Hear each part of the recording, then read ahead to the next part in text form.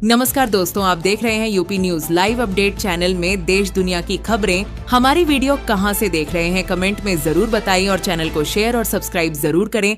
चलिए बढ़ते हैं पहली खबर की ओर। आज बात बिहार की उस योजना की जिसके नाम में महिला, रोजगार और सरकार तीनों शब्द हैं। नाम है मुख्यमंत्री महिला रोजगार योजना। नाम सुनते ही लगता है कुछ बड़ा होगा, लेकिन सवाल ये है कि क्या ये सच में रोजगार देती है या फिर सिर्फ उम्मीद बेचती है। सरकार कहती है पहले 10,000 रुपए मिलेंगे और उसके बाद 2 लाख रुपए तक की सहायता दी जाएगी।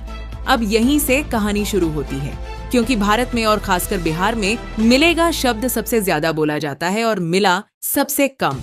बिहार की महिलाएं और रोजगार की सच्चाई। बिहार की महिलाएं काम करती हैं, खेतों में, घरों में, ईंट भट्टों पर दूसरों के बच्चों को पालते हुए अपने सपनों को सुला देती हैं।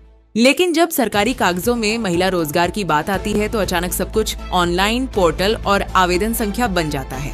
मुख्यमंत्री महिला रोजगार योजना इसी कागजी दुनिया से निकलकर जमीन पर उतरने का दावा करती है।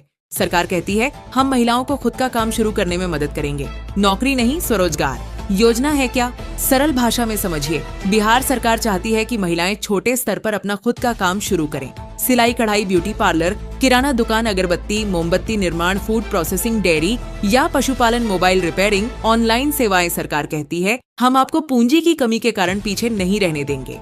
पहला पड़ाव 10,000 रुपए। अब सवाल आता है ये 10,000 रुपए क्यों? सरकार का तर्क है पहले हम देखेंगे कि महिला सच में काम करना चाहती है या नहीं। इसलिए शुरुआत में एक छोटी सहायता राशि 10,000 रुपए। इसे कहा जाता है प्रारंभिक सहायता। यह राशि आमतौर पर ट्रेनिंग, टूल्स, कच्चा माल, रजिस्ट्रेशन या शुरुआती खर्च के लिए होती है। लेकिन यहीं पहला सवाल उठता है, क्या 10,000 रुपए में आज के जमाने में कोई रोजगार खड़ा किया जा सकता है? दूसरा पड़ाव 2 लाख रुपए। अब असली चर्चा यहाँ से शुरू होती है। सरकार कहती है अगर आपने काम शुरू कर दिया, योजना के नियमों का पालन किया, ट्रेनिंग पूरी कर ली, रिपोर्ट और दस्तावेज सही दिए तो आपको 2 लाख रुपए तक की आर्थिक सहायता मिल सकती है। लेकिन ये पैसे एक साथ नहीं मिलते और यही वो बात है जो विज्ञापन में नहीं लिखी जाती। 2 लाख रुपए किस आधार पर मिलते हैं? अब ध्यान से सुनिए। 2 लाख रुपए मिलने का आधार होता है एक व्यवसाय की प्रकृति। आप क्या काम कर रही हैं?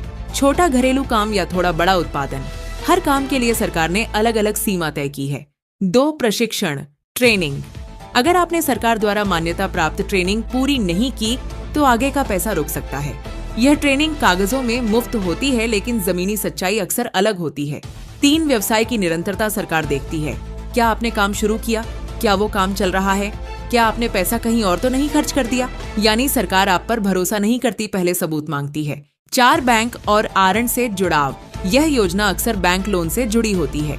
मतलब कुछ पैसा सब्सिडी, कुछ पैसा अराडे और कुछ आपकी जिम्मेदारी। अगर बैंक ने लोन देने से मना कर दिया तो 2 लाख का सपना यहीं रुक सकता है। 5 दस्तावेज और सत्यापन। अब आते हैं सबसे कठिन हिस्से पर। आधार कार्ड, निवास प्रमाण पत्र, आय प्रमाण पत्र, जाति प्रमाण पत्र, बैंक खाता, फोटो, प्रोजेक्ट रिपोर्ट। एक कागज कम हुआ तो फाइल आगे नहीं बढ़ेगी। कौन महिलाएं पात्र हैं? सरकार कहती है बिहार की निवासी होनी चाहिए, उम्र सीमा तय होती है, पहले से सरकारी नौकरी में न हो, स्वयं सहायता समूह से जुड़ी हो तो प्राथमिकता BPL/आर्थिक रूप से कमजोर वर्ग को तरजीह। लेकिन सवाल ये है जो सबसे ज्यादा जरूरतमंद है वो कागज सबसे कम रखती है। जमीन पर हकीकत। अब जरा कागज से बाहर निकलकर हकीकत की बात करते हैं। ग्रामीण बिहार में इंटरनेट नहीं, जानकारी अधूरी, बैंक में घंटों लाइन, अधिकारी की बेरुखी और बिचौलियों की मौजूदगी। योजना वहीं अटक जाती है। 10,000 मिल भी जाए तो 2 लाख तक पहुँचते पहुँचते साल निकल जाता है। क्या ये योजना गलत है? नहीं, योजना का विचार गलत नहीं है, गलत है उसका प्रचार, उसकी जमीनी तैयारी और उसका क्रियान्वयन। जब तक बाजार से जोड़ नहीं, स्थायी मार्गदर्शन नहीं और जवाबदेही तय नहीं, तब तक रोजगार नहीं, फाइलें पैदा होती हैं। आखिरी सवाल तो सवाल ये नहीं है कि 2 लाख मिलेंगे या नहीं। सवाल ये है क्या महिला आत्मनिर्भर होगी? क्या उसका काम टिकेगा? क्या वो कर्ज में डूबेगी या सशक्त बनेगी? सरकारें योजनाएं बनाती हैं, लेकिन रोजगार सिर्फ पैसा देने से नहीं, भरोसा देने से बनता है।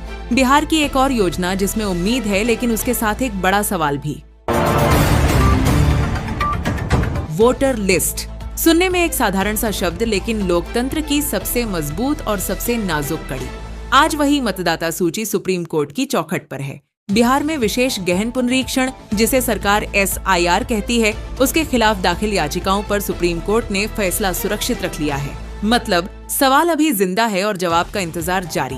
सरकार का तर्क है कि मतदाता सूची को शुद्ध करना जरूरी है, फर्जी नाम हटेंगे, डुप्लीकेट एंट्री खत्म होंगी। सुनने में ठीक लगता है, लेकिन याचिकाकर्ताओं की चिंता कुछ और है। उनका कहना है कि इस प्रक्रिया में बड़ी संख्या में असली मतदाताओं के नाम कट सकते हैं। वे लोग जो गरीब हैं, प्रवासी हैं, जिनके पास पूरे कागज नहीं, उनकी नागरिकता कागजों में उलझ सकती है। यही से लोकतंत्र की रीढ़ पर दबाव पड़ता है। वोट देने का अधिकार कोई सरकारी रियायत नहीं, यह संविधान से मिला हक है। अगर सूची से नाम गायब हो गया तो आवाज भी गायब हो जाती है, और जब आवाजें चुप हो जाएं तो चुनाव सिर्फ औपचारिकता बन जाते हैं। सुप्रीम कोर्ट ने सभी पक्षों की दलीलें सुनी हैं। अब फैसला सुरक्षित है। देश की नजर इस पर टिकी है कि न्यायालय संतुलन कैसे बनाता है सूची की शुद्धता और नागरिक के अधिकार के बीच। क्योंकि लोकतंत्र में सफाई जरूरी है, लेकिन झाड़ू ऐसी नहीं होनी चाहिए कि घर ही उजड़ जाए। इंतजार है उस फैसले का जो तय करेगा कि मतदाता सूची सच में मजबूत होगी या फिर लोकतंत्र की रीढ़ में दरार और गहरी होगी। बिहार के युवाओं के लिए एक नई नौकरी योजना चर्चा में है। सरकार कहती है अगर कोई कंपनी बिहारी युवाओं को नौकरी देगी तो उसे 50 करोड़ रुपए से ज्यादा का फायदा मिलेगा। सुनने में बड़ा ऐलान है। मंच से देखा जाए तो यह रोजगार की बारिश लगती है, लेकिन जरा पास जाकर देखें तो सवालों की धूप तेज हो जाती है। सरकार का तर्क है निवेश आएगा, उद्योग लगेंगे और स्थानीय युवाओं को काम मिलेगा। कंपनियों को टैक्स में छूट, सब्सिडी, जमीन और बुनियादी सुविधाएं दी जाएंगी। बदले में उम्मीद ये है कि कंपनियां बाहर से मजदूर लाने के बजाय बिहार के युवाओं को नियुक्त करेंगी। नीति का नाम भले नया हो, वादा पुराना है, रोजगार। लेकिन युवाओं के मन में एक सवाल है, नौकरी कहाँ है, किस सेक्टर में है, वेतन कितना होगा, क्या ये स्थायी नौकरियां होंगी या ठेके पर चलने वाली अस्थायी व्यवस्था।